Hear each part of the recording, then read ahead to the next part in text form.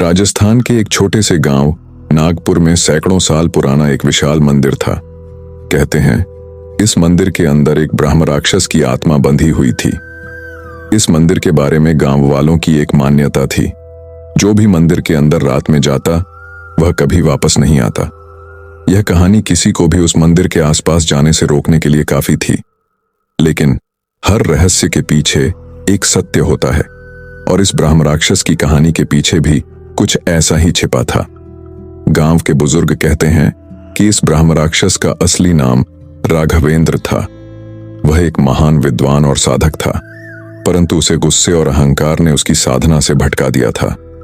उसकी शक्ति इतनी प्रबल थी कि वह मृत्यु के बाद ब्रह्म राक्षस बन गया, एक ऐसा प्राणी जो न तो पूरी तरह इंसान है और न ही पूर्णतः भूत। गांव वालों के बीच ये किस्से और कहानियां पीढ़ियों से सुनाई जा रही थीं, लेकिन उनमें से किसी ने कभी इसे चुनौती देने की हिम्मत नहीं की। कहानी शुरू होती है गांव के ही एक युवक अर्जुन से। अर्जुन निडर और जिज्ञासु था। उसे हमेशा से पुरानी रहस्यमय कहानियों में दिलचस्पी रही थी। जब उसने ब्रह्म राक्षस की कथा सुनी तो उसके मन में उसे जानने की प्रबल इच्छा उत्पन्न हुई। उसने ठान लिया कि वह उस मंदिर में जाकर सच्चाई का पता लगाएगा। गांव वाले उसे बार बार चेतावनी देते रहे, लेकिन अर्जुन को उनकी बातों पर यकीन नहीं था। एक रात जब पूरा गांव सो रहा था, अर्जुन चुपचाप मंदिर की ओर निकल पड़ा। चारों तरफ अंधेरा और गहरा सन्नाटा पसरा हुआ था। अर्जुन के कदम मंदिर के करीब पहुंचते ही हवा तेज होने लगी। मंदिर का मुख्य द्वार भारी और पुराना था, लेकिन अर्जुन ने किसी तरह उसे खोला और अंदर दाखिल हुआ। अंदर घुसते ही उसे एक अजीब सा एहसास हुआ, जैसे कोई अदृश्य शक्ति उसके आसपास मंडरा रही हो। मंदिर के अंदर का दृश्य बेहद भयावह था। दीवारों पर प्राचीन मंत्रों और चित्रों का अंकन था, और एक बड़ी मूर्ति के सामने दीप जल रहा था, जो अर्जुन के अंदर एक अजीब सी बेचैनी पैदा कर रहा था। अचानक उसे लगा कि उसके पीछे कोई खड़ा है।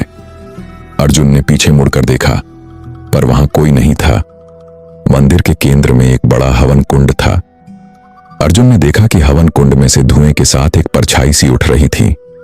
वह धीरे धीरे आकार लेने लगी। यह ब्रह्म राक्षस की आत्मा थी, जो सदियों से बंधी हुई थी। उसकी आंखें आग की तरह जल रही थीं और उसकी आवाज गूंज रही थी, तू कौन है जो मेरे द्वार पर आया है? अर्जुन की हिम्मत जवाब देने की थी, लेकिन उसका शरीर कांपने लगा। उसने कांपती हुई आवाज में कहा, मैं अर्जुन हूं। मैं यह जानने आया हूं कि तुम कौन हो और क्यों इस मंदिर में बंधे हुए हो। ब्रह्म राक्षस ने ठंडी हंसी हंसते हुए कहा, तूने साहस दिखाया है मानव, लेकिन अब तुझे मेरे श्राप का सामना करना होगा। अर्जुन ने पूछा, तुम कौन थे और यह श्राप कैसे मिला? ब्रह्म राक्षस ने गहरी सांस लेते हुए कहा, मैं राघवेंद्र था, एक साधक, लेकिन मेरे अहंकार ने मुझे श्रापित कर दिया। मुझे मुक्ति चाहिए, परंतु वह केवल एक सच्चे और साहसी व्यक्ति द्वारा ही संभव हो सकती है। अर्जुन ने उसे सुनकर सोचा, अगर ब्रह्म राक्षस को मुक्ति दिलाई जाए तो यह मंदिर और गांव सुरक्षित हो सकते हैं। उसने पूछा, तुम्हें मुक्ति कैसे मिलेगी? ब्रह्म राक्षस ने कहा, इस मंदिर में एक प्राचीन ग्रंथ छिपा है, जिसमें मेरी मुक्ति का मंत्र है, परंतु वह ग्रंथ सिर्फ वही ढूंढ सकता है जिसके दिल में सच्चाई हो। अगर तू वह मंत्र पढ़ सके तो मैं मुक्त हो सकता हूं और तुझे कोई हानि नहीं होगी। अर्जुन ने बिना देरी किए उस ग्रंथ को ढूंढने का निश्चय किया। वह मंदिर के हर कोने को ध्यान से देखने लगा, लेकिन ग्रंथ उसे नहीं मिला। अचानक उसे मंदिर के एक कोने में एक दीवार पर कुछ अजीब सी आकृति दिखी। अर्जुन ने दीवार पर हाथ रखा और वह दीवार खिसक गई। अंदर एक छोटी सी गुफा थी, जहां वह प्राचीन ग्रंथ रखा हुआ था। अर्जुन ने ग्रंथ उठाया और उसे ब्रह्म राक्षस के सामने लाया। उसने ग्रंथ खोला और मंत्र पढ़ने शुरू किए।